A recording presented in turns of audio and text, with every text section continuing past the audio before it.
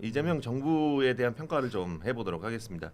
벌써 이제 6개월이나 지났는데 어제였죠? 어제 대통령실 30실장이 모두 출동해서 이재명 정부 6개월 성과에 대해서 기자 간담회를 개최를 한 거를 봤습니다.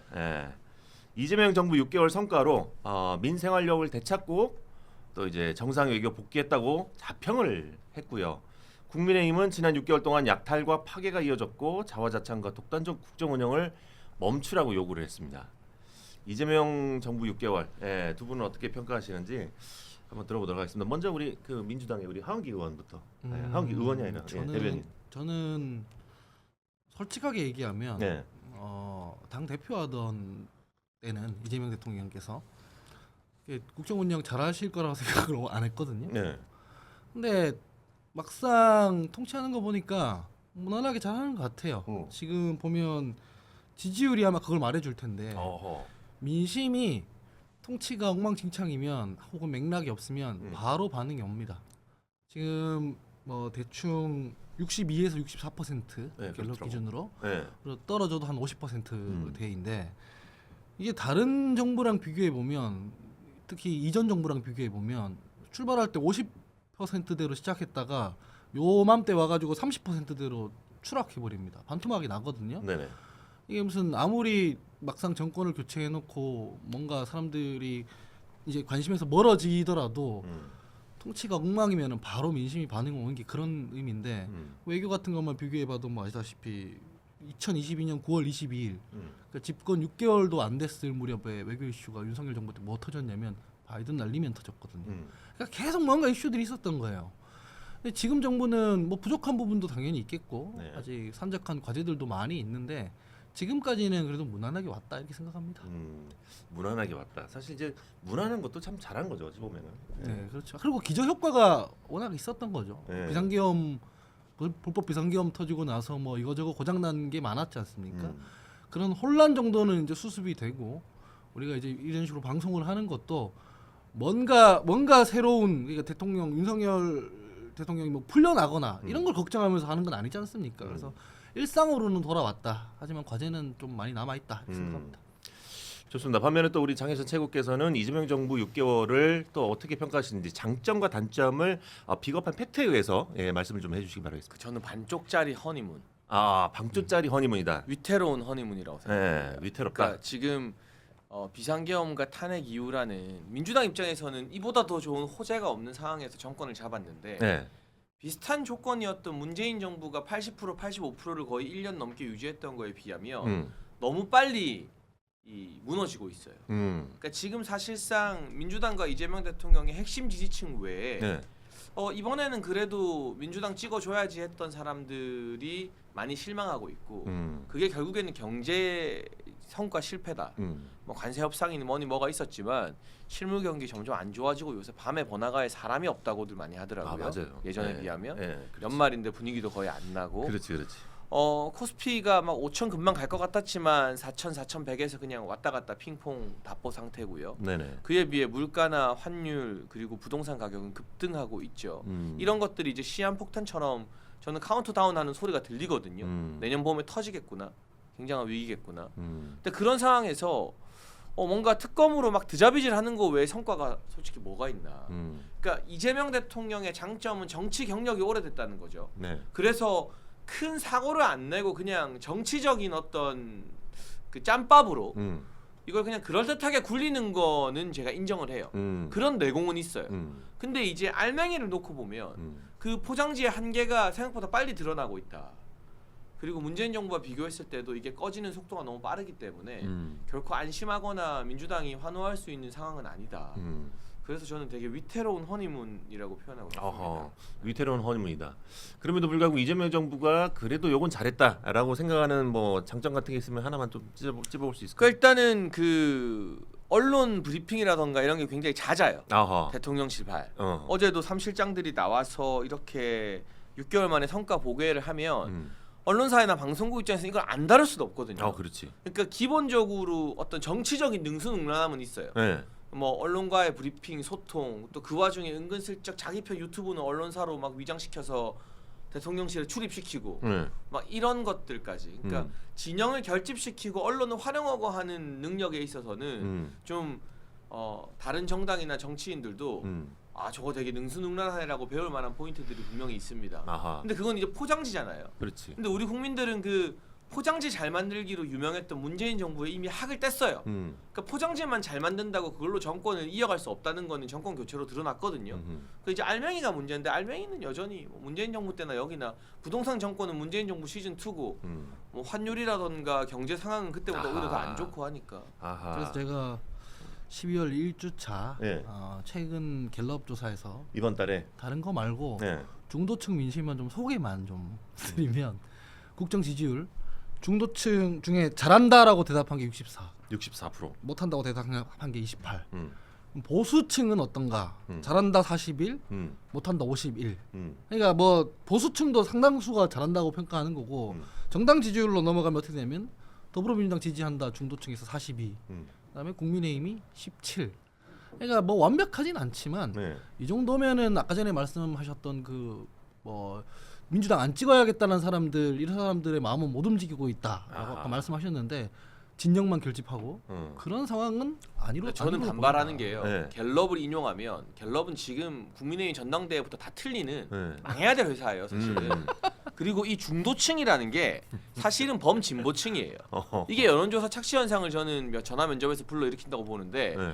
보수인 사람들은요 어디서 나 중도다 이런 헛소리 안 해요. 나 보수야. 음. 뭐 계엄을 했든 탄핵을 했든 동의를 하든 안 하든 나는 보수야라고 해요. 근데 옛날에 강풀 같은 웹툰 작가나 누가 봐도 막 극전데 네. 나는 사실 중도고 아니면 나는 사실 중도 보수고 이래요. 음. 그러니까 성향을 국민들한테 물어보면 내가 중도라고 응답하는 사람들은 사실상 다 진보예요, 거의 다. 그게 이제 과표집되고 있는 거예요, 저는. 그래서 우리 장해찬 크게 의미 없다고 최고위원께서 봅니다. 저렇게 말씀하시는 것도 이해가 되지만 여의도에서는 바로 저런 발언을 보고 플래그라고 합니다. 플래그. 여론조사가 깃발. 예, 왜냐면은 대동소이하거든요. 이 여론조사가 네. 갤럽 소개했지만 근데 여론조사가 잘못됐다. 네. 표진 문제다. 네. 제가 민주당에서 이럴 때도 되게 민주당 비판 많이 합니다. 네. 여론조사가 그렇게 나왔으면은 아 우리가 지금 지지받지 못한 이유 어떤 이유가 있나 보구나라고 생각하고 그걸 수정하려고 해야 되는데 여론조사가 문제다 이렇게 나와버리면 아니 저는 여조 부정하지 않습니다. 네. 면접 여조만 부정합니다. ARS에서도 아직까지 국민의힘이 조금 져요.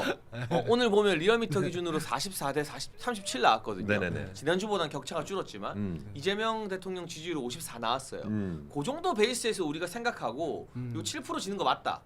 이거 어떻게 극복할까? 54를 어떻게 44로 만들까? 그 고민을 합니다. 여조를 다 부정하지 않아요. 지금 어허. 뭐 이재명 지지율 사실은 20%다 이런 이야기 안 해요. 그렇지. 근데 갤럽이나 MBS 같은 면접은 최근에 너무 많이 틀렸고 바이어스가 많이 껴있다라고 생각합니다. 근데 중도는 있어요. 그러니까 나는 뭐냐 그러면 있잖아. 형은 이제 간 보는 사람. 그렇죠. 그게 중도죠. 그러니까 중도지 나같이 간 보는 사람들. 지금 도착하셨는데 예, 우리 저 개혁신당의 발당국에 있는 단주환. 우리, 손주환 변호사께서는 지금 이재명 정부 6개월을 어떻게 평가하십니까? 아 이재명 정부 많은 뭐 일이 잘한 있었죠? 부분도 네. 있고, 그러니까 뭐 윤석열 정부가 솔직히 잘 못한 부분들이 많았는데 그걸 뭐 그냥 일반적인 정상화 궤도에 올렸다. 저는 그렇게 생각합니다. 뭐 윤석열 정부가 진짜 저는 윤석열 전 대통령이 예전에 뭐 이념 전쟁이다 이런 얘기 안 하시고 정말 그런 너무 이념을 앞세우지 않아 뭐 이념이 민생보다 우선이다 이런 말씀 안 하셨으면 그냥 무난하게 갔을 것 같아요. 뭐 인기는 계속 원래 역대 대통령들이 지지율은 똑같잖아요. 그래프는 항상 우하향이야. 뭐 정권 가면 갈수록 우하향 되는 건 사실이니까. 뭐 그게 이제 편차가 좀 있냐 없냐의 문제지. 윤 전 대통령도 그랬을 것 같다는 생각이 드는데 갑자기 뜬금없이 뭐 이념이 우선이고 이념보다 민생이 우선, 아니 뭐 이념보다 뭐 민생 그걸 너무 앞세우시고 체제 전쟁, 공산주의 뭐 이런 얘기하시니까. 그러다가 진짜 전쟁을 발발시켰다. 실제로 병력을 투입했습니다.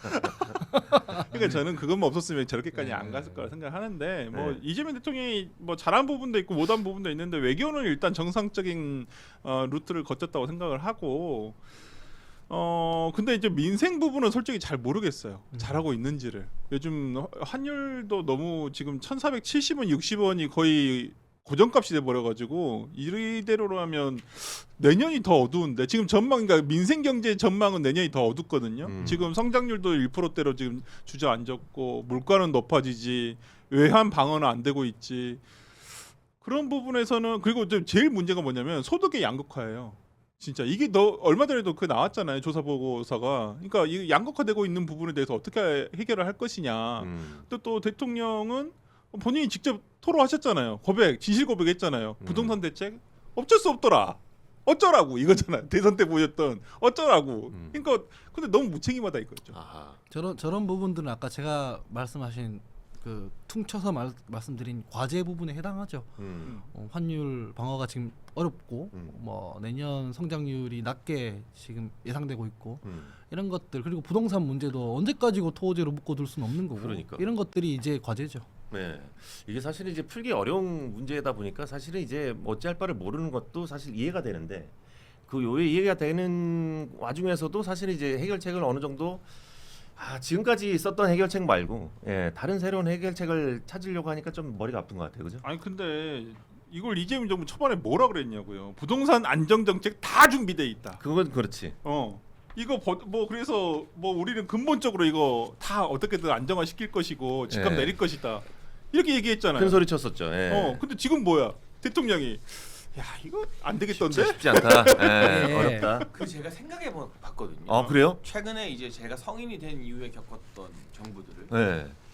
근데 진보 정부는 하나같이 부동산과 경제로 망했어요. 음. 노무현 정부, 음. 문재인 정부, 음. 그리고 이재명 정부 음. 모두 다 5년밖에 못 하고 정권 교체가 된 정부들입니다. 원래 제일 5년밖에 정부들이고. 못 하잖아요. 그러니까 아니 연장이 안 된다. 정권이 교체됐다 이거지. 아. 같은 당으로 이재명도 마찬가지일 거고 네. 다 경제, 부동산 이게 메인 이슈가 돼서 망했어요. 그리고 임기 말에는 되게 그 대통령 때문에 너네 부동산 때문에 우리가 정권 교체된다고 민주당 내부에서부터 성토를 받게 되고 네. 그런데 보수 정부는 이명박 정부는 연장을 했잖아요. 근데 박근혜 정부와 윤석열 정부는 연장을 못했어요. 3년씩 근데 했죠. 돌이켜 보면 박근혜 정부와 윤석열 정부가 경제에서 대단한 실정이 있었거나 뭔가 눈에 띄는 부동산 정책 실패 이런 건 없었거든요. 그 내부 정치적인 문제로 되게 시끄러웠어요. 박근혜 정부 때는 내내 친박 비박 제가 그때 벌써 오래전이다. 18대 총선이었나요? 20대 총선이었구나. 그때 제가 정도원 의원 모시고 할 때 뭐 살생부다 뭐다 하고 막 그때 바른정당 튀어나가고 그러니까 정윤회 문건 최순실 사태가 터지기 전에도 네. 사실상 압승한 게 예상됐던 20대 총선에서 김종인의 민주당이 이기고 국민의당 돌풍하면서 그 원인은 어떤 내부 정치 분열이었거든요. 그러니까 되게 신기하게 그 보수 정부는 경제를 막 못해서 망한 게 아니라 내부 정치의 분열이나 실패 이런 것들로 망했고요. 진보 정부는요, 뭐 일관되게 경제 폭망으로 망했거든요. 근데 이재명 정부도 지금 보면 명칭 갈등이니 뭐니 해도 얘네가 막 진짜 무식하게 막 다 걸고 목숨 걸고 치킨 게임 하면서 내부 갈등할 것 같진 않아요. 민주당은 그게 조율이 되는 사람들이에요. 근데 경제 성적에는 벌써 빨간불이 들어오고 있잖아요. 그러니까 여기도 똑같지 않을까.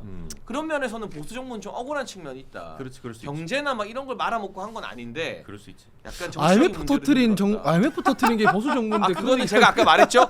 하원기 부소dem이 내가 성인 된 이후에 나 미성년자 때 이름 몰라. 그래. 기준을 나 그때 IMF 중학교 이후로 저학년이었어. 잡았어. 네. 나 방금 조초식에 감탄했어. 약간 감동받았어. 감동. 조진웅 그렇구나. 미성년자 때 뭔 짓을 해도 지금 어머하잖아. 나 지금 조 나오려다가 아니 그 감동받았어. YS? 조초식에. 나 초등학생이었는데 뭐 어쩌라는 거야 YS가. YS 별로 안 좋아해. 야 국민의힘은 그 뭐야 인증패널 그냥 장해찬 한 명으로 딱 해야 될 것 같은데. 야 아니, 내가 그 대통령을 위해서 변명을 좀 드리자면 네네. 일단 아까 전에 말했던 그 부동산 대책 없더라 이렇게 말씀하신 건 실언이십니다. 제가 봤을 때는 아마 그 제가 그 맥락을 봤는데 앞뒤 맥락을 봤는데 지방 분권 얘기하다가 그렇게 나왔어요. 뭐냐면은 우리 제가 방송 때 몇 번 했던 얘기인데 서울이 국토 면적이 한 4%도 안 되잖아요, 사실은. 그리고 경기도까지 다 넓혀도 10% 안팎이거든요. 근데 인구는 절반 이상이 몰려 삽니다. 조그마한 땅에 자원도 별로 없는데 사람들이 많이 몰려 살면 터지죠. 그러니까 뭐 부동산 문제나 뭐 과경쟁, 뭐 저출산 이런 것들이 다 거기서 오는 것인데 결국 이걸 근본적으로 해결하려면 지방분권에서 이 압을 좀 빼야 된다. 이게 이제 지방분권론이잖아요. 근데 그 얘기를 하는 과정에서 내가 보니까 어떤 정책을 써봐도 안 되더라. 결국 뭐 지방분권을 해서 이 인구 분산을 좀 시켜야 해결되는 거 아니냐. 라는 얘기를 하는 과정에서 나온 말이거든요. 근데 그럼에도 불구하고 대통령은 이제 그렇게 얘기하기보다는 이런저런 공급 대책을 비롯해서 많은 정책들이 준비되어 있으니 조금만 기다려 주십시오 하는 게 맞지, 대책 없습니다라고 해버리면 이제 설주환 변호사 같은 분들이 와서 이게 뭐냐, 너 다 준비돼 있다며 이렇게 되기 때문에 말씀을 좀 어쩌라고, 이거지. 정제해서 하셨으면 좋았을 건데 네. 변명을 하자면은 실제로 정책이 준비돼 있지 않다라기보다는 근본적인 구조적인 원인이 그렇다라는 것이고, 경제에 있어서 제가 짤막하게 말씀드리면 이재명 대통령은 경제에 있어서 선악이라는 개념이 별로 없어요. 민주당은 그게 있거든요. 그럼 부동산 정책으로 예를 들면 이게 사실 내가 좋은 집에서 살고 싶다는 욕망은 자연스러운 거잖아요. 그런데 지난 정부들에서 보면 그걸 투기, 야 집을 왜 사야 돼? 그런 집을 왜 사야 돼? 뭐 이런 식으로 접근하는 정서가 많이 있었단 말이에요. 그런데 이재명 대통령은 그런 건 없다. 뭐 법인세에 대해서 딱 이를테면 정해놓고 무조건 기업 뭐 세금은 뭐 올려야 돼 이렇게 접근하지도 않고, 그래서 보면은 세수학 부분에 대해서는 조세 정책은 사실 차이가 거의 없거든요. 근데 나는 저건 그러니까 소위 말하는 반기업 정서, 친기업 정서에 대해서 뭐 민주당 전체적으로는 뭐 반기업 정서가 많고, 근데 이재명 대통령은 저번 대선 기간 중에 뭐 친기업적인 행보를 보였다. 뭐 그런 것도 사실이에요. 근데 실제 그런 법안이나 이런 것들은 어떻게 되냐? 반기업법들이 너무 지금 그걸 방치하고 있잖아요. 예를 들어서 중대재해처벌법도 좀 손을 보자. 이거 너무 지금 기업 자체에게 부담을 가중하는 법이다. 이거 없애자는 게 아니에요. 뭐 보수 진영 일각에서는 이걸 없애자라고 얘기하지만은 그걸 없애는 것은 너무 노동자에게 또 너무 불리하게 가는 것이고, 이걸 좀 개선을 해서 너무 이걸 가지고 솔직히 뭐 그렇게 잘 적용되지도 않지만은. 이걸 해서 뭐 경영자를 너무 곤란하게 한다거나 뭐 마치 그런 거지. 그러니까 의사들 우리 뭐 형사처벌 받을 수 있으니까 우리 이걸 조금 적극적으로 진료할 수 없어요. 이런 얘기가 똑같거든요. 그러니까 적극 진료를 해야 될 때도 있어요. 근데 이제 그렇지 않은 경우들이 있는데 네. 최소화해야 된다라는 부분에서는 전 중대재해처벌법도 좀 개정을 해야 한다고 보고, 뭐 다른 뭐 예를 들어서 그 노란봉투법 이런 건 전 문제 많다고 보거든요. 개인적으로는. 그러니까 뭐 근본적으로 따지면 우리나라는 쟁의행위 자체를 너무 좁게 보고 있으니까 쟁의행위 자체를 좀 넓게 폭넓게 해 가면서 하면 되는데, 그게 아니라 지금은 이거 그냥 한꺼번에 뚝을 다 무너뜨려 버리는 거예요. 야 웬만한 건 그냥 다 그냥 기존에 법으로 조치했던 거 그냥 이거 뭐 폭력이나 이런 거 다 용서해, 손해배상 너 하지 마. 이렇게 되면 악용의 소지가 생겨버린다는 거지. 너무 정치하지 않다. 예, 이런 부분에서는 그런 부분 지금 기업에 솔직히 부담이 되는 건 사실이거든요. 그러니까. 국민의힘에서야 지금 그걸 가지고 이제 다른 식으로 따지고 있지만 배임죄 폐지라든가 이런 건 또 기업 쪽에서 의견을 받아서 추진하는 것이기도 하고, 그래서 사실 이렇게 정책적으로 논쟁하는 것 자체가 정상화됐다는 얘기예요. 반증이에요. 폐지는 기업을 위해서가 아니라 대장동 무죄 받으려고 그렇게 얘기할 거지만 사실은 아니거든요. 그 그게. 경제와 관련해서는 그 이 설주환 변호사가 진짜 정치권 간보기의 끝판왕이잖아요. 아까도 우리가 오기 전에 말했지만 네, 약간 뒷담화 좀 했습니다. 다 듣고 왔어요. 아, 그렇구나. 왔습니다. 앞담화. 술자리에서도 말해요. 예. 형 친한 게 찍먹하다가 망했지. 그거 예. 못 먹을 거지. 그러니까 지금 막 퇴퇴퇴 하고 지금 온 거잖아요. 아니야. 윤석한테.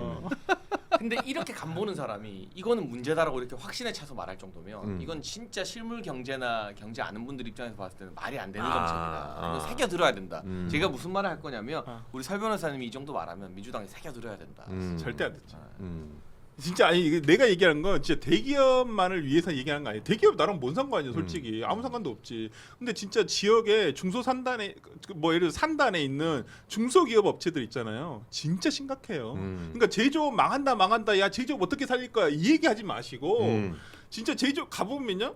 진짜 우리가 먼저 3D 업종이라고 하잖아요. 그분들 왜 내국인들 고용 안 하고 싶겠어요? 내국인 고용하고 싶어요. 그렇지. 안 가. 네. 힘드니까. 맞아. 외국에서 와가지고 그 친구들 뭐 예를 들어 우즈베키스탄이라든지 진짜 체격도 좋고 힘도 좋고, 그럼 뭐 내국인 2명 쓸 거 그 사람들 3명 쓴다는 거야. 비용을.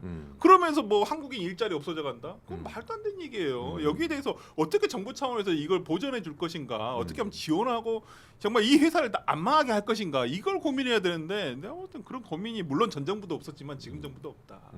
네, 진짜로. 아 맞아요. 맥락을 정확하게 짚어준 것 같아요. 예. 이 제조업이 좀 살아야 되는데, 라는 생각을 합니다. 저도 뭐 그쪽 그 분들이랑 같이 얘기를 하다 보면은 많이 진짜로, 힘들어하시더라고요. 진짜로. 예, 맞아요. 그러니까 이제 중소기업을 경영하는 것 자체가 점점 힘들어지는 게 맞아.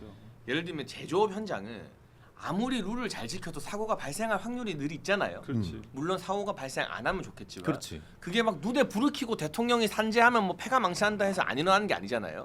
이재명 대통령의 산재 발언과 김용훈 고용노동부 장관의 특별 감시 이후에 오히려 대한민국 산재 사고가 더 늘었습니다. 근데 저는 그게 대통령 탓이라고는 생각하지 않아요. 네. 산재라는 건 늘 때도 있고 줄 때도 있는 거고 우리가 감시도 열심히 하고 해야 되지만 그렇지.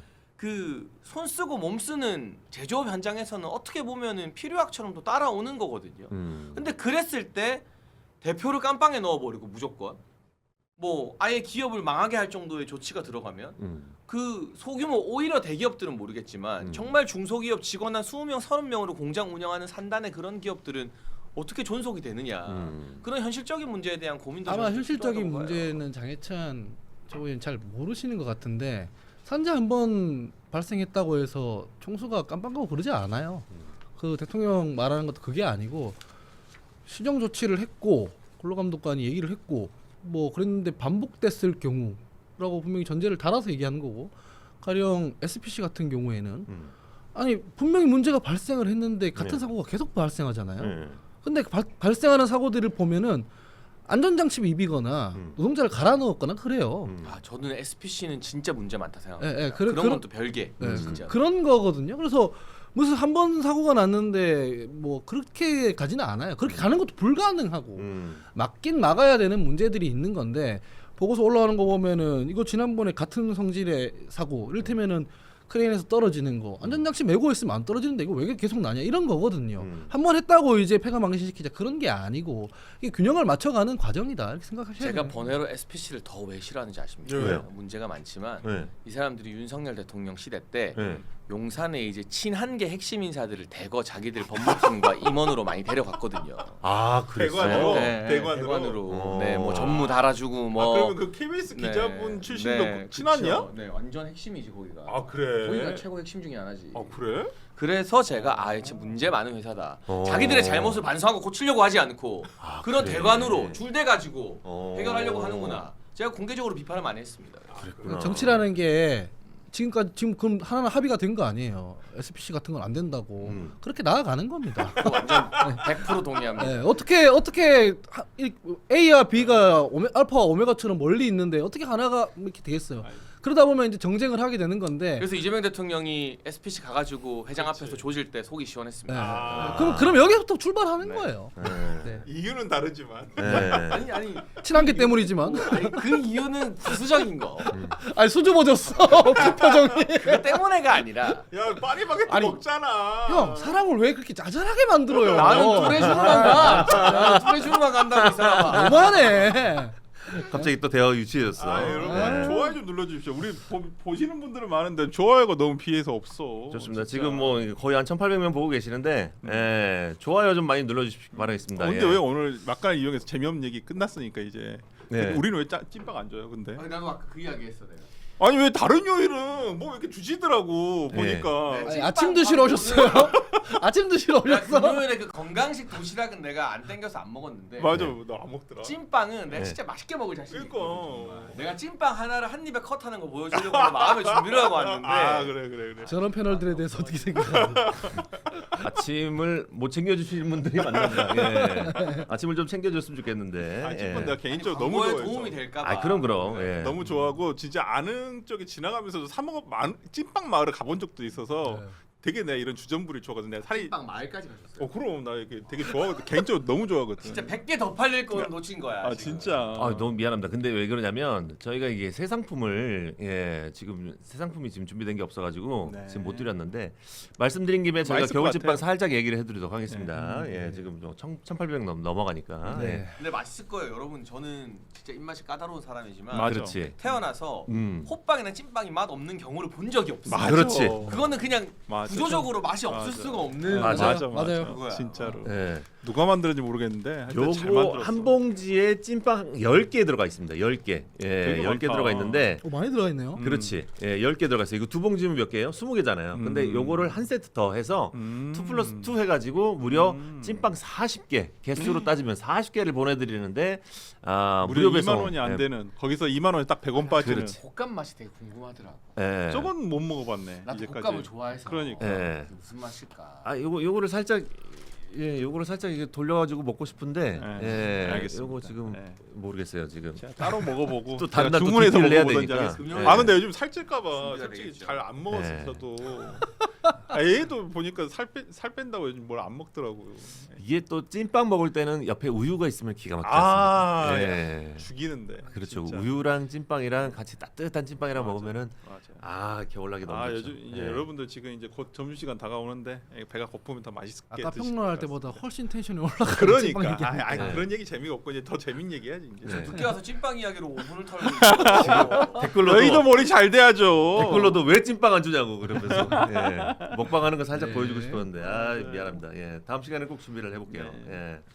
자 우리 대항해 시대님께서 5,000원을 후원해 주시면서 김현지는 애지중지 현지에서 좌지우지 현지인 것으로 확인되었고 전세 매물이랑 집값은 압력솥으로 막았으니 터질 것 같고 산지 사고 계속 나는데 왜 나는지 모르겠다고 조은이 우리 쪼은이 건설 토목 경기는 안 좋을 것 같고 환율은 작살 났고 특검 결과 본인이 원하는 결과 안 나오니 또 하자하니 뭐 하면서 이재명 대통령의 이재명 정부의 6개월을 이렇게 판단을 해주셨습니다. 우리 장해찬 최고의 팬인 프라다 묘제님께서 네. 2,000원 후원해 주시면서 설변 부동산 가처분 결과 언제 나오나요? 글쎄요, 한번 천하나 의원에게 한번 물어보겠습니다. 천하람 의원이 예. 행정소송한 예, 거예요. 예, 예. 본인이 들어가셨어요. 아니 들어가지 않았어요. 저는 안 하고 있어요. 그럼 하는 일이 뭡니까 형님?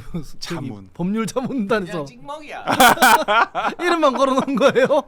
이 멸콩 TV 한번 나가야 되겠네. 멸콩 TV도 한번 찍어 먹을 기회를 주십시오. 프라다 부재님께서 말씀하신 부동산 가처분은 뭐 어떤 내용이에요? 우리 얼마 전에 토지거래 허가구역으로 전부 다 어, 묶어버렸잖아요. 네. 근데 이제 천하나 의원이 보니까 토지거래 허가구역을 묶을 때는 급등한 지역을 규제를 할 수 그렇지. 있게끔 돼 있단 억울한 말이에요. 지역이 있지. 근데 억울한 지역이 있잖아요. 네. 거기서 가처분 신청을 낸 거예요? 그렇죠. 그러니까 그 지역에 사시는 분들을 모집해가지고 강북, 도봉, 노원 그래서 이거 가처분 이거 취소해라. 네. 이거 그래서 가처분을 지금 내놨는데 가처분은 보통 본안소송보다는 빨리 나오니까 결과가 네. 저도 아마 1월중으로 나오지 않을까 싶어요. 이거 이거 법원이 눈치 보는 것만 아니면 그렇지. 천하람 의원이 진짜 맹점을 잘 집었고 네. 맞아. 이게 결국에는 9월 통계를 반영을 안 했다는 게 정부의 실책인데 이게 9월 통계가 나오고 나서 이 대책이 발표됐기 때문에 천하람 의원 말이 맞아요. 맞아. 그러니까 이거는 굉장히 정부의 아픈 부분을 꼬집은 거죠. 음. 그래서 지금 어떤 논의가 국토부를 통해서 나오고 있냐면 여러 언론이 취재한 건데 지방선거 전에 뭐 도봉이나 뭐 이런 지역구들 천하람 의원이 제기한 지역들은 토호제 취소될 수 있다. 맞아. 왜냐하면 소송 져서 취소되면 너무 그치. 치명적 타격이니까. 그러네. 약간 그럴 수 아니 있다는 말이 근데 나와요. 이게 이제 문제는 사정 판결이라는 게 있어요. 행정 소송 중에 그게 음. 뭐냐면 위법은 한데 어쩔 수 없으니까 그냥 유지하자. 이제 행정 소송은 약간 이런 것들이 있어서 그래도 저는 그 천하람 의원이 이 부분을 정말 잘 맞아요. 짚었다고 생각을 해요. 개인적으로는. 그러니까 정부가 이건 뭐 특정 구역을 묶는 게 아니라 그냥 서울 다 묶어버려 그냥. 이런 식이었잖아요. 그리고 경기도도 이상하게 올 만한데 그냥 다 묶어버려 그냥. 이거였잖아요. 그냥 무턱대고 덮어서 그냥 무턱대고 덮기식으로 묶어버리기 때문에 객관적이지 않잖아요. 행정은 그런 식으로 하면 안 되지. 그러니까 오히려 피해를 보시는 분들이 계시잖아요. 특히나 지금 말한 노도강이라든지 이런 지역들은 대부분 젊은 신혼집이라든지 젊은 층들이 많이 살아서 이사 계획을 세우고 있던 분들이 계셨단 말이에요. 이제 집 옮겨야 되고 이제 신혼집이니까 집 얻어야 되고 근데 그런 분들에 대해서 대출 규제가 묶여버리니까 일부 피해가 생겨버렸다라는 것이죠. 그렇지. 근데 왜 저분 닉네임은 프라다 묘지인 걸까요? 널 좋아하니까. 좋아하는 것 같아요. 요즘 프라다 안 입는답니다. 좀 바꿔주십시오. 요즘 많이 입어요. 많이 입어? 입는데. 요즘 너 선호하는 또 브랜드가 바뀌었다고 나도 모르는 브랜드라 가지고 말을 못하겠지만. 그래요. 예, 저도 잘 몰라서. 나도- 진짜 나는 근데 저번에 내가 이 방송을 다 보는데 예찬이 그 챙겨보더라고. 금요일 거 막 재밌다고. 재밌었어. 근데 그거요? 뭐 예찬치 했었지. 나는 면회 하나요? 기본적으로 임세현 부대도 친하니까 네. 잘 알고 그러니까 그래서 뭐 그 옛날부터 보여왔던 개인기였거든. 정말 이 좌파 방송에서는 엄청 이미 물이 다 빠졌어. 근데 여기서는 이렇게 잘 그렇지. 우리는 그런 흉한 것을 그동안 못 봤으니까 우리가 막 찾아가서 보진 않으니까 이게 그거를. 친민주당 방송에서 하면 안 되고 딱 실물이 대통령의 1호 참모가 있는 데서 아, 치고 들어가고 그렇지. 잘 받아주니까 그렇지. 재밌는 재밌었어. 거거든. 나 이제 네. 웃겨. 나도 그때 포복절도 했었는데 하여튼 저는 아까 뭔 질문이 뭐였지? 나 아저씨 됐나 봐 이제. 다 가처분. 까먹었어. 가처분이 하여튼 뭐 잘 짚었다. 네. 천안하고 곧 나올 겁니다. 알겠습니다. 예. 자, 성남 총각님께서 보수의 위기는 언제나 한동훈 전 대표가 있었지요라고 하시면서 우리 장해찬이 좋아하는 얘기를 또 해주셨습니다. 감사합니다. 저런 닉네임 좋잖아요. 성남 총각. 아, 그렇지. 예. 아니 근데 지난주부터 저분 많이 본 것 같은데 아니, 지금. 원래 여기, 방송 맞아요. 터줏대감이시고 맞아요, 많이 주세요. 아니 제가 나가는 이기- 방송에서도 많이 지금. 맞아. 네. 거기 맞아. 이긴 총각 나오지 않아요? 맞아요. 그러니까 지지율 대책 약간 이긴 총장 맞아, 이긴 팬이에요. 네. 이긴 아, 그래요? 팬인 것 아, 같아요. 그래서 네. 성남 총각이신 그런 것 네. 좀 말을 좀 아끼겠습니다. 알겠습니다. 성남 총각이라고 예전에 얘기하고 다니셨던 그분을 아마 얘기하신 것 같아요. 예. 어쨌든 오늘도 저희에게 돈 주신 분들 모두 감사드립니다. 예. 자, 강훈식 비서실장이 어제 강훈식 비서실장과 김현지 부속실장 그리고 김남국 전 비서관에 대한 자체 감찰 결과를 내놨습니다. 김남국 전 비서관의 청탁 내용이 대통령실 내부에 전달되지 않았다고 밝히면서 좀 약간 좀 뭐 대통령실 내부에 전달되지 않았다라고 이렇게 밝히는 게 근데 이거는 사실 뭐 해명이 좀 짜치지 않아요? 조금 저도 이해를 못했는데. 그러니까 뭐 이렇게 무마는 해야겠지만 음, 공직 기강 비서관이 뭐 비서실장 핸드폰이랑 뭐 이런 걸 다 봤는데 이게 김남국 전 비서관으로부터 전달된 게 없다는 건데 그 공직 기강 비서관이요. 진짜 나이 들으면 깜짝 놀라요. 30 몇 살이야. 네. 전치영. 너무 어린 사람이에요. 그래? 그리고 서른. 진짜 법적 경력도 진짜 낮은 사람이에요. 맞아. 이 사람 이재명 대통령 관련 사건 변호사했다는 거 말고는 공직기강 비서관이라는 중책에 역대 모든 청와대 사례를 봐도 갈 수가 없는 사람이에요.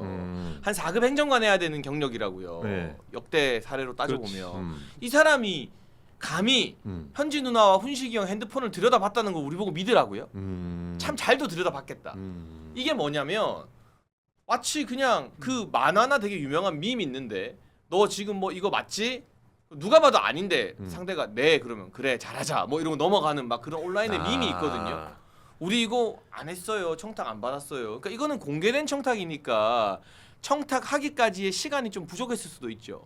근데 만약 이 사진이 안 찍혔으면 과연 7인의 문진석 의원이 김남국 비서관한테 청탁한 이 내용이 위로 안 올라갔을까? 역대 이런 사례는 없었을까? 6개월 동안? 그러니까 너무 궁금한 거죠. 이거를 그냥 강훈식 비서실장이 우린 김남국 잘랐다고 무마할 문제는 아니고 문제는 김남국도 잘렸다고 끝이 아니라 다가오는 지방선거에서 안산시장 나온다는 거잖아요. 나올 거라고. 그런 이제 정치권 발에 여러 뭐 찌라시나 뭐 이런 소문들이 횡행하다는 거잖아요. 예상을 하고 있는 거죠. 예. 그리고 거기 양문석 의원이 날아가면 그 지역에 보궐 생기면 거기 국회의원으로 나올 수도 있는 거고. 그럼 이게 무슨 경질입니까? 지방선거 출마를 위해서 어차피 나가야 될 타이밍인데 아예 겸사겸사 제가 총대 맬게요. 현지 누나 이런 걸 수도 있는 거니까. 아니 팩트는 진짜 한동훈 게시판에서만 하네. 이걸 이렇게 찌라시 가지고 얘기를 하네. 라는 생각이 들고 지난주에 요거 이 사건이 딱 터졌을 때 장해찬 최고위원 잘 아실 텐데 더불어민주당 패널 중에 거의 제가 제일 처음으로 김남국 비서관 그만둬야 된다. 문진석 의원도 수석 정도 당직은 다 내려가야 된다. 얘기를 했었어요. 네. 아마 그게 장해찬 최고위원이랑 같이 방송하던 그 방송이었거든요. 그래서 그게 아마 기사로도 들어갈 것 같았는데 그 얘기하고 한두 시간 있다가 진짜로 날아가 버렸어요. 그만뒀죠. 그만뒀는데 사실 경질이잖아요. 그래서 제가 무슨 말씀드리냐면 그때 장해찬 최고위원이 그랬어요. 이거 일 터졌을 때 김남국 비서관이 바로 자진 사퇴 했으면 이 정도까지는 안 됐을 거다. 그렇지만은 그만둘 일 없어 보이고 자르지도 않을 거다 이렇게 얘기를 했단 말이에요. 네. 근데 지금 날아갔잖아요. 그러면 사실상 원래대로 평가대로라면은 이제 그럼 찾아 들어야 되는 거예요. 근데 이건 너무 자극적인 이슈니까 계속 물고 들어가는 거죠. 제가 한번 제가 생각하기에는 이런 거예요. 사실 이건 김현지, 강훈식, 문진석의 문제가 아니라 자동차 협회 그 자리는 정치권이 관여하면 안 되는 자리입니다. 그렇죠. 누구든 간에 네. 그런 것들이 횡행하고 있다는 자체가 문제였고요. 첫째가. 둘째는 이거 지금 국민의힘에서도 그렇게 공격하는 게 아니라 김현지에 딱 초점을 맞추고 있는데 김현지가 아니라 뭐 다른 사람 누군가한테 이렇게 해도 문제인 거죠. 두 번째가 그거고 세 번째는 다른 사람들은 모르겠는데 그 법률가도 잘 계시니까 이게 뭐 의혹 제기는 할 수 있습니다. 그런데 명확하게 증거가 없고 입증할 수 있는 게 없으면은 그만두라고 할 수가 없어요. 내가 다른 사람들이 문자로 나에 대해서 떠들었어요. 걔한테 뭐 무슨 부탁한다고 떠들었어요. 근데 나는 그런 걸 몰라요. 근데 입증이 안 돼. 제가 그 문자들 때문에 날아가야 됩니까? 이를테면 아니잖아요. 법률적으로. 제가 그래서 친한계 변호사들한테 그래요. 법정 가서 그렇게 변론하시냐고. 아무도 없을 겁니다. 변호사들 중에 이게 이런 사안인데 김현지도 문제니까 뭐 엮어서 날아가야 된다 이렇게 법률적으로 의율할 수 있다고 주장하는 변호사는 아무도 없을 거예요. 그러면 법률적으로 안 되는데 정치적으로 한다? 정치 공세인 겁니다. 그렇잖아요. 우리가 객관성을 담보하려면 이거 법률적으로도 이러저러해서 문제다. 그러니까 그만둬야 된다 이렇게 가야 되잖아요. 근데 그거는 법률적으로는 말할 자신이 없는데 어쨌든 간에 정치적으로는 공세하는 거면 정치 공세잖아요. 논리적으로는. 그래서 저는 김남국 비서관 그만뒀고 문진석 지금 수석 그만두지 않은 걸로 아는데 그만둬야 됩니다. 그리고 인사와 관련돼 있는 이런 의혹들이 발견됐으면 공직기관에서 한번 체크했다가 아니라 전반적인 인사 시스템에 대해서 점검해서 납득할 수 있는 기준을 다시 발표해야 되고 특별감찰관까지 임명해야 된다고 생각합니다. 그런데 김현지 비서관까지 얘기를 하려면 입증할 수 있는 근거를 가져와야 돼요. 근데 정치 공세라고 말하셨는데 네. 정치 공세 맞아요. 어. 정치인이니까 정치 공세를 하는 거지. 그리고 정치적인 공세에서는 법은 어기면 날아가는 거고 국민의 어떤 눈높이라던가 정치적 정서 감수성에 맞지 않으면 공세를 받고 그것 때문에 날아가기도 하는 거예요. 그렇죠. 근데 이제 김현지라는 인물이 뜬금없이 등장한 게 아니라 이 사람을 국감에 안 내보내려고 인사를 총무비서관에서 부속실장까지 바꾸는 무리수를 뒀는데 이번에 7인회라는 이재명 대통령 핵심 측근의 문자에서 또 나온 거예요. 그것도 뜬금없이. 문진석 의원이 먼저 김현지에게 말해달라고도 안 했는데 이거는 이제 대통령실의 핵심이었던 김남국 전 비서관 입장에서 인사는 현지 누나랑 상의해야 된다라는 게 은연중에 드러났다는 거죠. 그렇지. 그러니까 도대체 뭐냐? 뭐냐 진짜. 아니 부속실장 인사하는 자리도 아닌데 네. 제대로 해명을 하던가 네. 책임져야 되는 거 아니냐. 그리고 이 정도 실세가 대놓고 활동하면 특별감찰관 너네 하겠다며 강훈식 너 한다며 국회 추천하라며. 그렇지. 근데 지금 국회 다수당이 민주당이잖아요. 그럼 민주당 일방으로도 이건 되는 거거든요. 근데 안 하고 뭉개는 거잖아요. 그러니까 뭐라도 하나 해라. 그리고 오죽하면 요새 네티즌들이 이런 댓글 많이 달아요. 도대체 현지 누나 묻으려고 조진웅도 보내고 박나래도 보내고 조세호도 보내고 왜 이렇게 다 보내냐. 현지 누나 도대체 어디까지 보내야 직성이 풀리냐. 이런 말을 네티즌들이 할 정도인데 네. 이게 뭐 법적으로 맞다 아니다가 아니라 이 정도로 국민들이 관심이 높아지고 의혹이 막 지금 연예인 기사에 현지 누나 댓글들이 막 1등 2등 먹고 하거든요. 그럴 정도면 보다 책임 있는 조치가 나올 필요가 있다. 그러니까 책임 있는 조치를 해야 되는데 그 제가 대통령실에 있다고 치면은 책임 있는 자리에 있다 치면은 난처해요. 뭘 한 개 드러나야 될 거 아니에요. 사람들이 평가잖아요. 김현지. 그리고 김남국 비서관이 그렇게 얘기한 것 때문에 그게 아니라는 걸 입증하기 위해서 날렸잖아요. 그렇잖아요. 그러면 그 말을 한 사람이 잘못됐다고 지금 대통령실에서는 발표한 거 아니에요. 근데 김현지 비서관에 대해서 조치를 하려면 뭐가 있어야 될 거 아니야 일단은. 근데 저는 그래요. 그러니까 김현지 그 지금 대통령실의 문고리 3인방이 누구냐? 삼김이야. 삼김. 누구예요? 누구겠어요? 김현지. 김현지. 그다음에 김남준. 그다음에 김용채라고 있어요. 여러분 아세요? 저는 아는데 인사비서관이에요. 그분은 문고리가 아닙니다. 아니 그러니까 소위 말하는 이분도 성남시 라인이에요. 근데 인사비서관이라니까 이분이 여러분들이 잘 모르는데 인사비서관이 그분이세요. 그리고 아까 공직기관 비서관 이제 전치영인가 나이 젊더라고. 그러니까 그 내가 간단히 저도 잘 모르는 분이에요. 그분은 저 옛날에 민주당에 있을 때도 아예 본 적도 없고 그러는데 제가 어디선가의 평가가 그러더라고. 그분이 이태영 라인인 줄 알았어. 민정비서실에 있는 민정수석실에 있는 민정비서관이 이태영 그분 라인인 줄 알았는데 그게 아니라 오히려 그분이 더 높다는 거야. 전치영 비서관이. 넘사벽이라는 거야. 나도 모르겠어. 어떤 베일에 쌓여있는 인물인지. 근데 나이나 경력에 봐서는 공직기관 비서관 가기에는 너무 어려요. 무슨 공이 있는지는 모르겠지만은 대통령한테. 그래서 좀 한번 우리가 좀 살펴봐야 된다. 이 사람도. 저는 그렇게 생각하고 어쨌든 저는 김남국 비서관 물러난 거 잘했다고 생각해요. 그건 뭐 책임지는 자세죠. 언제부턴가 우리가 정치권에 누구 하나 책임지는 일 하나도 없었는데 그래도 본인의 억울하든 어쨌든 간에 자리를 내놓고 뭐 다음 스텝이 있었으니까 저도 같다 생각해요. 저도 뭐 장혜찬 최고랑 얘기한 바대로 안산시장이나 아니면 저는 양문석 의원 날라가면 그 자리에 보고 올 거라고 생각을 하고 있었었는데 어쨌든 뭐 한두 달 일찍 나온 거긴 하지만은 어쨌든 책임진 건 사실이니까. 근데 김현지 부속실장을 저는 대통령도 이 정도 됐으면 좀 인사 조치를 할 필요가 있다고 보여요. 굳이 대통령실 데리고 있어야 돼요? 인사 아니, 조치를 근데 그러니까- 할 가능성은 없어 보이는데. 아니 그러니까 네. 설 변호사님도 다른 거는 합리적으로 얘기하면서 김현지 실장에 대해서는 인사 조치해야 된다는 거에 대해서 근거가 그냥 정무적인 판단인 거예요. 그러니까 정무적인 판단을 아니, 해줘야지. 정무적인 판단인 거예요. 그러면 세상에 그런 기준이 어디 있습니까? 아니 근데 저는 제가 네, 말씀드릴게요. 제가 그 김현지 실장 지금 인사 조치하면 어떻게 되는지 아세요? 국민의힘은 추격해서 들어옵니다. 이때까지 우리가 문제 제기한 거 다 맞았네 이렇게 됩니다. 저는 100% 그것 때문에 국민의힘 야당의 어떤 목소리를 수용했네 절대 안 그럽니다. 잘못 없는데 왜 날려 이렇게 됩니다. 그런 게 정치권이에요. 그러니까 제가 설 변호사님한테 그러는 거예요. 정무적으로 그렇게 인사조치하면 뭐 설 변호사님 보기엔 합리적이라고 그래 부담을 줄이겠지 이렇게 생각하지만 우리 정치가 그렇게 안 돌아가잖아요. 그렇지. 그러니까 실제로 문제가 없는 사안을 정치 공세 때문에 날려버리면 더 큰 문제가 불거져요. 근데 지금 저는 저번 국감부터 솔직히 김현지 대통령이 김현지 때문에 부담을 계속 쌓아가고 있는 건 사실이잖아요. 아니 그러니까 그 당시에 총무비서관으로 놔두면서 국회 출석했었으면 이런 문제까지도 오지도 않았었어요. 그 비판은 수용하겠습니다. 네, 진짜로. 근데 저는 오히려 그런데 계속 스스로인지 아니면 본인인지 대통령이 그런지 누가 그런지 모르겠지만은 계속 숨고 있잖아요. 정치권에서 계속 공개 안 되는 데서. 그러니까 그러면 계속 의혹은 증폭이 될 수밖에 없는 것이고 국민의힘에서는 당연히 또 나와라 계속 내년 국감 또 나올 거야. 김현지 나오라고. 그래서 저는 뭐 국정감사 그 부분에 대해서는 뭐 수용하겠습니다. 뭐 이런저런 뒷 맥락도 있긴 했지만 변명으로 들릴 것 같고 인사 조치까지 가려면은 어쨌든 간에 뭔가 실물 그러니까 입증할 수 있는 게 나와야 한다라는 거예요. 네. 네. 이코리님께서 그 발표를 어저께 했던 그 발표를 당사자인 훈식이 형이 인사청탁 문제가 없었다 말하니까 그게 문제지 헌기형 하시면서 헌기형한테 아니 그 문자만 봐도요.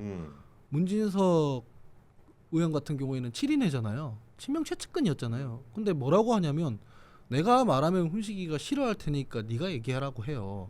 아무리 친명 최측근이라도 밖에서 치고 들어오면 싫어한다는 거 아니에요. 안 통한다는 거 아니에요. 아니 나 물어보려고 문진석 의원실에 내가 일했던 보좌관 아는데 네. 나중에 한번 내가 물어보려고 사적으로 한번 진짜 문진석 의원하고 강훈식 실장이랑 그렇게 사이가 별로였나? 아니 그러니까 뭐 충남지사 나가는 뭐 이런 문제 때문에 뭐 그렇게 정치적 해석하는 사람도 있지만 제가 왜 그 지난번에 왜 앵커께서 뭐 챙겨달라고 한번 해봐요 했는데 내가 니네끼리 다 해먹어라 막 이래서 농담했었잖아요. 네, 맞아요.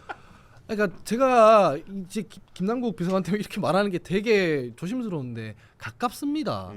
가깝고 챙겨달라고 이를테면 누가 한다거나 청탁한다거나 아까워. 비서실장인데 그래도 백수로 살잖아요. 물론 청탁한 적이 없습니다만 그런 사람이 아니라는 거예요. 강훈식 비서실장이 누가 청탁한다고 해서 꼭 뭐 이렇게 하는 사람이 아니라는 거예요. 그 문자에서도 잘 드러나듯. 네. 참 이게 정치권에 있는 분들이 정치를 하면서 뭐 억울한 것도 있겠습니다만 사실은 뭐 이제 그런 부분을 통해서 또 이제 정치 공세를 하는 걸 수도 있겠다만 그래서 사람이 어떤 사람인지 참 궁금해하시는 국민들의 약간 이런 궁금증을 좀 해결할 수 있는 방법이 뭐가 있을까라는 생각을 좀 해봐요. 기본적으로 고위공직자면요. 네. 어떤 인생을 살아왔고 어떤 사람인지 정도는 국민 앞에 성실하게 공개해야 되는데 이게 법의 어떤 교묘한 사각지대를 이용해서 네. 김현지 실장은 아무것도 공개 안 하고 있잖아요. 초중고 어디서 나왔는지도 모르고 음. 그러니까 너무 많은 게 베일에 쌓여 있는데 이 사람이 지금 대통령의 최측근이고 정말 가장 애지중지하는 인사라는 걸 국민들이 다 인지하고 있잖아요. 이건 전 굉장히 위험한 일이라고 봐요. 대통령 초중고 어디 나왔습니까? 이 정도 상황이라면 그러니까 우리가 그건 알 수 있겠지. 뭔가 이재명 대통령이 자기의 어떤 상황을 통해서 말했을 거고. 검정고시. 근데 이런 초등학교. 정도의 인물이 이렇게 베일에 쌓여 있고 이렇게 화제가 됐는데 뭐 같은 학교 다녔다는 사람의 그 흔한 나 학교 다닐 때 얘랑 같은 반이었는데 정도 안 나올 정도로 꽁꽁 숨겨져 있다는 것 자체가 저는 되게 권력이라는 건 감춰질수록 위험해지는 거거든요. 맞아요. 이 밝은데 드러나면 더 많은 감시와 견제를 받게 되는데 되게 위험한 일이라고 아니 근데 봐요. 그거는 억지입니다. 제가 봤을 때 그 김현지 비서관이 뭐 했는지는 알려져 있어요. 근 10년 넘는 기간 동안 경력이 뭔진 다 알아요. 성남시청 공무원이었고 그 후에는 경기도지사 비서실에 있었던 거고 후에는 국회에 있었던 겁니다. 그리고 민주당의 당 대표실에 있었던 거고, 일단 당 대표실까지 아니지만 국회 보좌관으로 있었던 겁니다. 그러니까 10년 동안 별정직 공무원으로 산 거예요. 그 이력이 다 나와 있는 거예요. 근데 지금 학교 안 나오는 거랑 동창들이 뭐 댓글 안 달고 이런 것 때문에 지금 이게 뭐 추적이 안 된다 이런 얘기 하는 거잖아요. 그런 사람이 어디 있습니까? 정치권에 저 사람 나 안다고 사람들이 들고 일어나는 사람이 몇 명 있습니까? 별로 공정하지 못한 평가입니다, 저거는. 근데 제가 이렇게 얘기하면 항상 그래요. 김현지 지키기라고 막 그러거든요. 내가 봤을 때 합리적이지 못해요. 저 비판 자체가. 그러니까 다른 사람들한테 적용하는 그 근거와 그 룰로 똑같이 적용하되 뭔가 문제가 있다는 증거가 있으면 그걸 들이대고 이런 문제들이 있다는 정황이 있으니 이걸 가지고 더 조사를 해보자 이렇게 나와야 되는 거예요. 근데 하나도 제시하는 게 없어요. 연기만 나고 있어요. 네. 불씨도 있는데. 합리적이진 않잖아요. 네. 아니 근데 저는 그런데- 문제 왜 합리적인 의심을 하냐? 저렇게 되면 우리 하은기 부대처럼 얘기를 하면 아 그냥 별정직 공무원 살았나 보다 이렇게 얘기 생각하잖아요. 근데 그 뒤에 숨겨진 이면은 이재명이라는 정치인을 옆에다 두고 아주 유력한 정치인을 두고 영향력을 미치면서 살아왔다는 거죠. 이재명은 드러난 사람이잖아요. 선출된 권력이고 그런 사람 뒤에서 선출되지 않은 권력이 어떤 권력으로서의 권력을 누리면서 향유하면서 그러면서 또 책임을 안 지고 어떤 뭘 밝혀달라고 하면 나오지도 않고 성남시 있을 때도 안 나와. 성남시의회에서 불러도 안 나와. 그다음에 국회에서도 안 나와. 이거 문제가 있는 거죠. 당연히 그러면 검증을 해야 될 거 제가 아니에요. 할 말을 대신해 주죠. 좋다. 예. 예. 인원 간주안이 이 정도로 세게 말할 정도면 그렇지. 이건 진짜 새겨 들어야 될 이야기야. 야 간주하는 좀 빼주라. 아 간철수 형이 생각나서. 그럼 찍주안. 아니야. 찍먹한다. 찍주안. 통합 인사. 그래서 그래서 간주안이었어. 아까도 제가 네. 말씀드렸다시피 대통령실에 있는 공직자면 국회가 부르면 나와야 됩니다. 그거는 저도 그렇게 생각을 합니다. 하지만은 그 비판을 넘어가서 뭔가 더 의혹 제기를 하려면 정황이든 증거든 가지고 와야 된다 이 말씀드립니다. 아, 알겠습니다. 이게 사실은 이제 그 국민들한테 약간 편안한 모습을 보이면서 인간적인 모습으로 좀 다가오는 이런 장면들이 좀 있으면은 약간 좀 뭐 불편하지 않게 이게 정치 뭐 청문회라든지 뭐 감사 뭐 이런 게 아니라 그냥 편안하게 그냥 김현지라는 사람이 어떤 사람이길래 그러니까 예를 들어서 뭐 그 라이브로 우리 이재명 대통령이 뭐 방송에 나가서 많이 뭐 하지 않습니까? 그러니까 김현지 씨 여기 한번 나오세요. 네. 어. 아 근데 여기 나올 시간은 안 될 수도 있겠지만. 그런 건데 우리 장해찬 최고위원 같은 경우에는 제가 막 깐죽대고 네. 세연이 누나가 막 그런 거 해도 흥분 안 하잖아요. 그러니까. 훈련이 돼 있는 거거든요. 네. 근데 모든 사람이 다 훈련돼 있는 건 아닙니다. 같은 국민에 있지만 친한계 패널들 있잖아요. 네. 막 난리 나요. 책상 치고 흥분하고 끝나고 난 뒤에 제 저렇게 하면 나 방송 안 나오겠다고 하고 막 그래요. 실제로. 진짜. 훈련이 안 돼 있는 거잖아요. 그거는.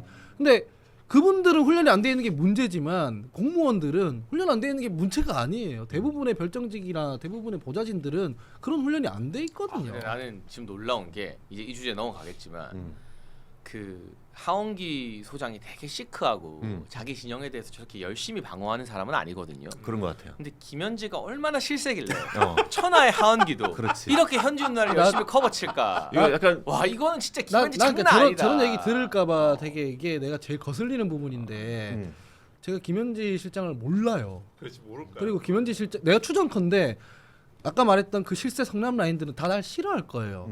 그리고 나도 그 사람들 눈치를 안 봐요. 그래서 여기서 보시면 알겠지만 그냥 하잖아요. 근데 제가 봤을 때는 합리적이지 않아요. 김남국 비서관도 친명 핵심인데 먼저 그만두라고 하잖아요. 그건 이유가 있잖아요. 실체가 나왔으니까. 근데 실체가 없는 거에 대해서 그만두라는 말을 어떻게 합니까? 지금 일단 현대문명 실체가 사회에서 나올 때까지 기다려 보시죠. 조희정님께서 이재한 형사님 현지 누나를 잡으십시오. 20년 후 소년 범죄가 영웅이 되실 수 있습니다라고 하셨습니다. 이재한 형상은 나락을 갖지 않습니까? 네. 나 오늘 그 이야기 내가 분명히 말하는데 조진웅 좀 실드 좀 치지 말아 주십시오. 아, 민주당 그러니까 나는 당원분들. 진짜 이해가 안 되는 게 아니, 미친 사람들 같아. 대중 연예인이잖아요. 그럼 대중이 평가할 수 있는 거잖아. 근데 자기가 평가에 부담을 느껴서 그만둔 거잖아요. 은퇴한다고 얘기를 한 거잖아.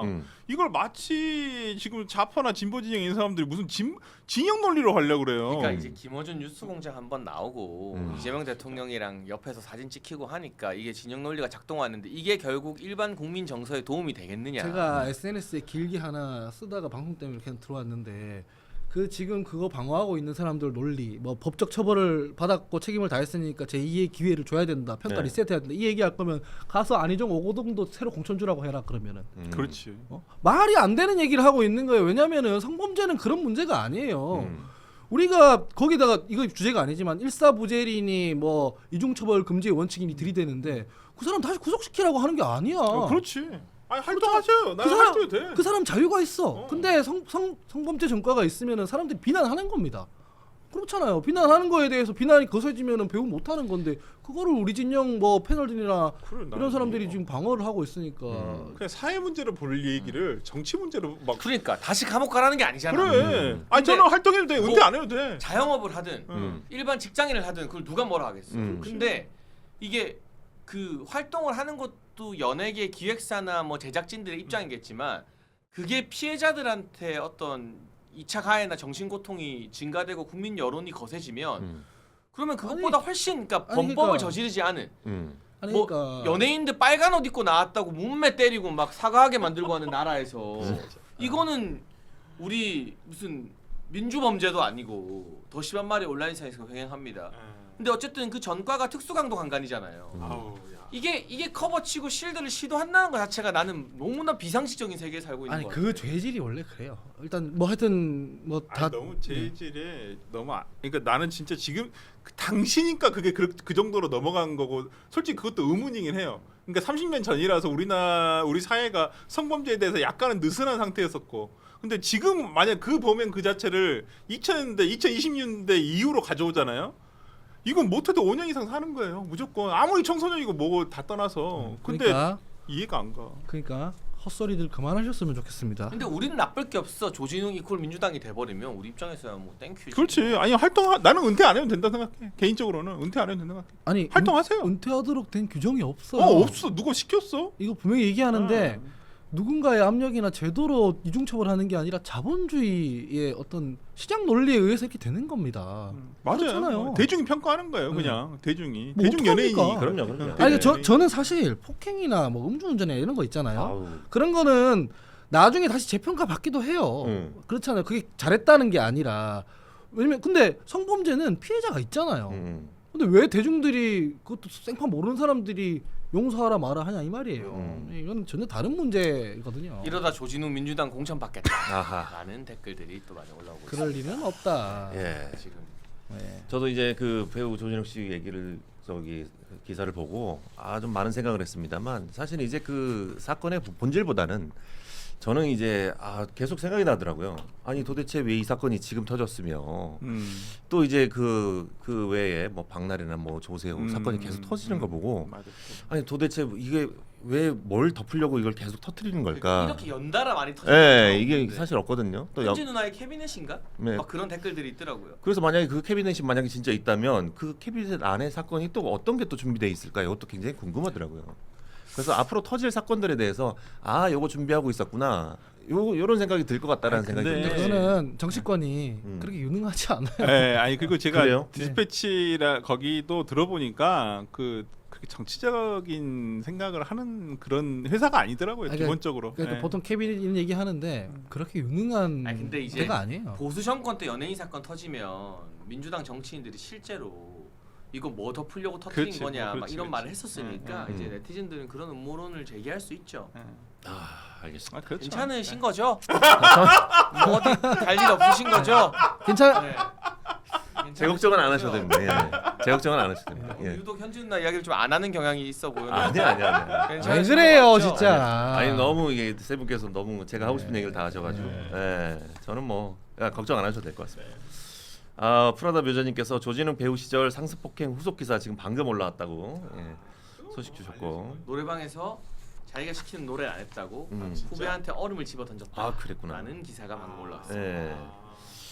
대항해 시대님께서 연예인들 스스로가 본인을 딴따라 혹은 뭐 사당패 수준으로만 인지하고 외부 세계에 대해서는 평가하지 않으면 공인이 아니지만 스스로가 외부 세계에 평가하면 대중도 반대로 공인으로 평가하는 거지라고 말씀해 주셨는데 스스로가 외부 세계에 대한 평가가 중요하다. 뭐 이런 근데 얘기신 것 저는 같아요. 진짜 개인적으로는 미국 같이 그냥 연예인들도 그냥 정치 성향 드러냈으면 좋겠어요. 저도 그냥 거기에 대해서 평가를 받으면 되고 그건 대중들이 평가하는 거니까. 근데 근데 우리는 약간 금기시해. 아무튼 약간. 그 반대급부는 있죠. 예. 조국 사태 때 조국이 더 욕먹은 건 음. 워낙 정의로운 말들을 몇 년 동안 많이 했으니까 음. 사람들이 더 충격받고 상처받은 거잖아요. 음. 그러니까 이게 저희도 사회적 발언을 하는 사람들이지만 저도 뭐 여러 가지 부침을 겪고 하면서 이제 말 한마디 한마디에 있어서 단순히 뭐 민주당 비판하고 이런 게 아니라 막 정의나 뭐 되게 도덕적인 말하고 이런 건 되게 부담스럽거든요. 내가 그런 인간이 아니니까. 그러니까 그런 건 오히려 좀 조심하게 돼요. 네. 근데 그런 말을 해서 이미지가 좋아져서 칭찬받을 때는 아무 페널티를 안 지다가 나쁜 행실이 드러나서 야 너 그런 말 했는데 어떻게 네가 그럴 수 있냐? 그럼 그 목도 다 자기가 책임져야 되는 거예요. 그 대중의 실망이나 이런 그럼 것들. 그럼. 예. 그 뭐 미국 얘기하는데 그 관대한 미국에서도 이런 건 안 봐줘요. 그쵸. 그러니까. 지금 앱스타인 뭐 날라가는 거 그러니까 봐. 뭐 정의롭고 돌아가셨어. 어쩌고 저쩌고 다 치우고 그냥 이치에 닿게 합리적으로만 못 얘기했으면 맞는 좋겠다 이렇게 사람도 생각합니다 저는. 그렇지. 그러니까 일론 머스크가 그랬잖아요. 좌파는 범죄자의 가해자에게는 공감하지만 피해자에게는 공감하지 않는 면이 있다. 아. 이건 일론 머스크 말입니다. 하필 그 일론 머스크를 인용하고 그러세요. 아이 그러니까. 전 세계에서 제일 똑똑한 사람이 한 명. 근데 이제 이 연예인들도 사실 이제 정치적인 색깔을 좀 드러내고 싶은 분들도 있으나 나락 보내니까 그렇지. 나락 보내니까. 그렇죠. 이 많은 분들이 그러니까 난 그것도 불만인 게 보수를 지지하면 꼴통이라 그러고 진보를 지지하면 개념 연예인이라고. 아니에요. 그거는 각 진영에서 그냥 공격을 다 해요. 그래, 아니 그 네. 공격은 하는데. 아니, 근데 약간 메인스트림의 이제 우리나라 문화 콘텐츠 주 소비층이 지금 40대 50대잖아요. TV 같은 경우는. 그러니까 그 시절 연예인들이 다 해먹잖아. 이게 왜냐하면 요새 재능 있는 10대 20대들은 자기 유튜브 채널하고 숲 TV 가고 하지 이 공채 보고 막 이런 거 안 한다고 이제는 많이 바뀌었잖아 트렌드가. 내가 그러니까 그 4050이 주로 지지하는 민주당 성향의 연예인들이 좀 더 옹호를 받는 거는 그렇지. 문화적 현상이죠. 자, 왜냐하면 맞아. 헤게모니가 040, 050한테 있으니까. 그러니까 제가 왜 이런 얘기를 근데 이게 하냐면 바뀌면 또 난 또 바뀔 거라고 봐. 제가 왜 이런 얘기를 하냐면 그 얘기를 우리 세 명은 하는 걸 좀 부끄러워해야 해요. 예전에 DJ 막 예능 프로 나오고 그랬어요. 이렇게까지 안 돼요. 연예인들이 뭐 정치적 성향을 밝히나 그러진 않지만 국민들이 막 그 조금 다른 이웃한테 이렇게까지 하진 않았다고. 왜 이렇게 됐냐면 정치권이 서로 양극화를 시키고 갈라치기 하고 진영 논리로 싸우고 머리끄댕이 잡고 그러니까 어느 한쪽 묻어버리면 그 사람들이 와라락 몰려가가지고 이 사람들 생계 끊어놓으려고 하고 이렇게 되는 거예요. 왜 문제냐면 원본들이 문제인 거예요. 원본들이 주로 우리가 문제인 거라고. 주로 보수 성향의 지지자들은 저 사람이 좌파 연예인이라고 막 몰려가고 댓글 달고 이렇게 잘 안 합니다. 합니다. 일단 우리 어르신들이 인스타그램 이런 거 잘 안 하세요. 네, 잘안 네. 해요. 근데 우리 장해찬 최고위원이 김윤아 씨에 대해서도 한마디 했던 걸로 한마디 기억하는데 했지. 후쿠시마 오염수에 대해서 지가 뭘 알고 떠드냐고. 그건 내가 할 수 있는 말이지. 연예인에 대한 비판이 진짜 아니라 후쿠시마 오염수는 국민들을 진짜 공포로 선동하니까 본인은 일본 가서 스시 먹고 한 사진 다 있으면 선동이 될 수 있으니까. 난 아직도 난 할만했다고 봐요. 네. 그건 국민 안전이나 이 수산물 관련 업종에 종사하는 자영업자들 생계와 관련된 거니까. 그렇지. 근데 그런 거 말고 막 빨간 옷 입었다고 테러해서 사과문 쓰게 그래, 만들고 그것도 이런 그래. 게 난 비이성적이라는 그거는 거지. 정신병인데. 적어도 파란 옷 입었다고 테러해서 사과문 쓴 사람은 한 명도 없잖아. 그러니까 그거는 이제 정신질환인데 거의 인지 편향인 건데 그런 상황을 누가 만드냐면 정치권이 만들고 있다 이 얘기하는 되게 거예요. 디테일하게 잘 알고 있다. 아 그럼 나는 지나가는 이제 이슈에 널 연구하나 봐. 즐겨찾기 해놓는다 이거 장애찬 즐겨찾기. 인스타인지도 몰랐어. 인스타 안 해요. 안 해? 그거는 페이스북에서. 그래. 아 아니다. 그 최고위 발언이었을 걸? 아니, 공개 발언 라디오 최고위 발언이었어. 저는 SNS를 아예 안 하기 때문에. 근데 요즘 사람들이 일반인 분들도 이 약간 정치적인 색깔을 드러내는 거를 좀 기피하세요. 우리나라 정서 자체가 좀 그런 것 같아. 네. 기본적으로 왜냐면 나랑 다른 생각을 하고 있다는 근데 자기랑 똑같은 생각을 하고 있다고 하는 집단에 가면 마음껏 합니다. 진짜로. 맞아. 프리하게 합니다. 네. 저 엊그저께 광주에 동창에 있어서 갔다 왔는데 거기서는 뭐 프리하게 합니다. 거기 가면 거의 몰매 맞지 않아요? 아니, 나는 그냥 지금 간 적이 없잖아. 그냥 듣고만 있죠. 아 이게- 그래. 이게 최근 그렇게 10년 생각할 수 사이에 있지. 더 심해졌어요. 더불어민주당 지지한다고 해서 조국 사태 옹호하는 거 아니거든요. 음. 근데 워낙 그 진영이 그렇게 가버렸잖아요. 다른 이견들 같은 거 다 묵살하고 가버렸잖아요. 어디 가서 나 민주당 지지해 그러면은 너도 머리 깨졌다 이렇게 나온단 말이에요. 동시에 보수에 몸담고 있다고 해서 다 윤호개는 아니라고요. 근데 지금 그렇게 가고 있잖아요. 그렇죠. 그러니까 너 그러면 비상계엄 뭐 옹호하겠네 이렇게 되거든요. 하한기랑 나랑 완전 반대가 돼버려. 말을 안 한단 말이에요. 그 말을 안 하는 거. 음. 저랑 설주환 변호사, 주환이 형 사실은 같은 당에 있을 때는 같은 색깔로 묶이는 거예요. 맞아, 의견 차이가 거의 없어요. 맞아. 근데 지금 패널이 다르고 다른 입장에서 얘기를 하니까 이렇게 되는 거지. 사실은 뭐 합의하라 그러면 저희 당에 있는 가장 극단적인 사람보다 조현이 형이랑 합의하라 그러면 합의할 게 더 많을 걸요. 근데 그렇게 안 만들고 있으니까 연예인들이나 다른 분들도 정치적 색깔을 말하는 게 부끄럽고 부담스러운 거지. 이거는 정치인들이 반성을 해야 될 일이다. 저는 이렇게 생각합니다. 저도 실제로 그 행사를 가서 그냥 사회를 보다가 이제 장난하려고 빨간 티셔츠를 입고 오신 분에게 윤 어게인이세요? 이렇게 그냥 그러겠는데 엄청 기분 나빠하셨어요. 그렇지. 그렇죠. 그렇지. 그래서 이런 장난은 이제 안 해야겠다. 약간 그러니까 이게 약간 웃기려고 한 건데. 움츠러드는 게 예. 좀 움츠러드는 게 그런 걸로 맞아요. 웃기면 안 되겠다. 맞아요. 예, 생각을 했습니다. 예. 근데 정말 용맹무쌍하게 또 그런 드립을 또 치셨네요. 아 진짜 저는 웃길 줄 알았거든요. 예, 이게 사실은 별거 아니다라고 생각을 해서. 사회가 그만큼 팍팍해져가지고. 예, 그런 것 같아. 예. 너무 예민해져 있어 우리 사회가 거기에. 아 웃기기 힘들어요. 그래서 그러니까. 저는 진짜로. 웃기긴 합니다. 그러니까 예전에 진짜 예전이 그 코미디의 그런 게 정치 쏙 마음에 들어요. 정치 그 풍자하고. 풍자를 하고 막 그랬었지. 맞아요. 근데 항상 지금은 보수 정권일 때는 SNL 같은 프로에서 네. 정치 풍자가 활발해지는데 아. 민주당이 정권을 잡으면 정치 풍자가 급격히 줄어든다. 이거는 뭐 통계적으로 거의 확인된 또 데이터입니다. 윤석 열차 해가지고 뭐 바로 날렸는데 아, 그때도 그거는 이제 있었는데. 공인된 미술 대회에서 그랬던 거. 아니야 옛날에 박근혜 때도 좀 심했어. 그래. 예, 심했어. 예. 그러니까 민주당, 그러니까 그 소위 문화연예 예술계에서 약간 진보 쪽으로 이렇게 하는 게 약간 그런 피해 의식도 있는 것 근데 같아요. 개콘 망한 거는 문재인 정부 때잖아. 이것 그때 때문에 막 연예인들이 풍자 안 이것 때문에 하고 연예인들이 가지고. 정치 성향을 못 밝힌다고 자기 진영을 모류처럼 말을 하니까. 아니 나는 근데 보수 진영을 지지하시는 많은 연예인들도 뭐 진짜 하고 싶든지 뭐 하여튼 좀 요즘은 좀 어렵겠지만은 좀 하여튼 그 뭐 사람들 양심의 자유죠. 그래 나는 뭐 그게 왜 없겠어.